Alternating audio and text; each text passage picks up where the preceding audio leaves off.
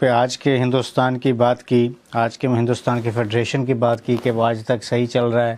پھر انہوں نے مختلف اگزامپلس بھی دی. یہاں پر دلت بھی جو ہے 4 بار چیف منسٹر بن گئی مایاوتی اور ساری چیزیں انہوں نے. اس کو سر آپ کیسے دیکھتے ہیں کہ یہ بات درست ہے؟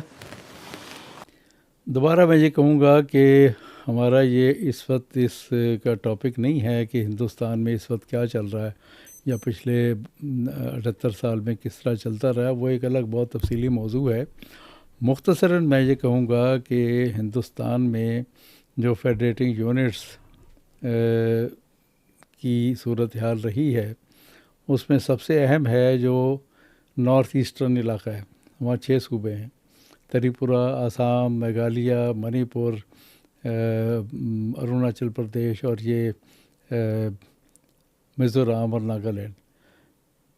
مسلسل وہاں پہ آرم سٹرگل چل رہی ہے پچھلے 70-75 سال سے. کبھی تیز ہو جاتی ہے، کبھی ہلکی پڑ جاتی ہے، کبھی یہ کوئی چھوٹا موٹا کوئی ریلیف دے دیتے ہیں جس سے وہ رک جاتی ہے، پھر وہ وہیں آ جاتی. منی پور میں پچھلے کئی سال سے سول وار کی صورتحال چل رہی ہے، اور اس سے بہت پہلے ULFA United Liberation Front of Assam, اس کی آرم سٹرگل جو وہ چلتی رہی ہے.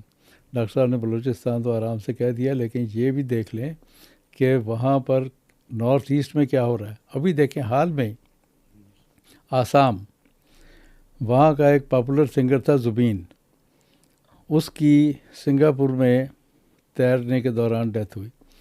اس پر وہ سب سے زیادہ ووکل تھا اپنے گانوں میں. وہ آسام کے نیشنلزم کو اور آسام کے جو حقوق ہیں ان کی بات کرتا تھا. تو وہاں پر جب اس کا انتقال، وہ ڈیتھ ہوئی، تو اس کے بارے میں آسام کے لوگوں میں یہ کامن فیلنگ آئی کہ اس کو بی جے پی کی حکومت نے مروایا، کیونکہ اس کانسرٹ کا جو آرگنائزر تھا وہ بھی بی جے پی کا تھا جہاں پہ وہ ہونا تھا، اور اس کے جو گروپ کے آرگنائزر تھے وہ بھی. وہ ویو ابھی تک تھمی نہیں ہے. زبین کے جنازے کا جس طرح ریسیپشن ہوا اور وہ مسلسل جاری ہے. تو نارتھ ایسٹرن ریجن جتنا پرٹربڈ ہے اس کی تفصیل کا یہ موقع نہیں ہے. وہ ایک الگ آپ ویلاگ بھی کر سکتے ہیں، اور جو ان کے پاپولر ویلاگرز ہیں بعض، رویش کمار جیسے لوگ، ان کو دیکھیں تو آپ کو اندازہ ہوگا. پھر ادھر آ جاتے ہیں کشمیر میں. شیخ عبداللہ کو یقین دہانیاں کرائی گئیں کہ آپ کو جو کشمیر میں ایک سیپریٹ سٹیٹس دیا جائے گا. اس سے انحراف کیا گیا اور شیخ عبداللہ کو کئی مرتبہ نہرو نے جیل میں ڈالا. اس کی ایک تو وہ وجہ تھی جو کشمیر کے حوالے سے رعایتیں دینے کی بات کی گئی تھی. دوسرے ایک اور یہاں مینشن کر دوں سوشلزم کے حوالے سے، کہ شیخ عبداللہ سوشلسٹ ریفارمز کرنا چاہتا تھا، اور ایک اور وہ وجہ بھی تھی کہ نہرو نے اس کو جیل میں ڈالا. اسی طرح سے جو سکھوں سے وعدہ کیا گیا تھا کہ آپ کو خالصہ صوبہ دیا جائے گا، اس سے انحراف کیا، اور اکالی لیڈر ماسٹر تارا سنگھ بار بار جیل گئے، مرن برت رکھتے رکھتے مر گئے، اور بہت بعد میں آ کے یہ پنجابی صوبہ ان کو دیا گیا. تو ابھی حال ہی کی مثال لے لیں کہ جب یہ 370 کشمیر میں ختم ہوا تو لداخ کو الگ کیا گیا.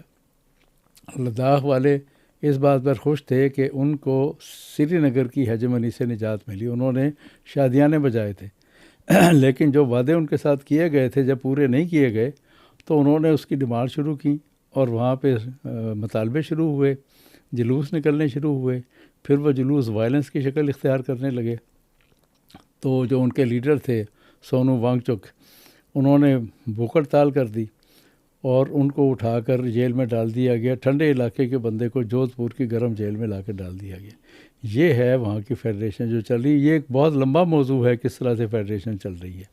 اس پر یہ ہم میں نے اس کو تفصیل سے کور کرتا.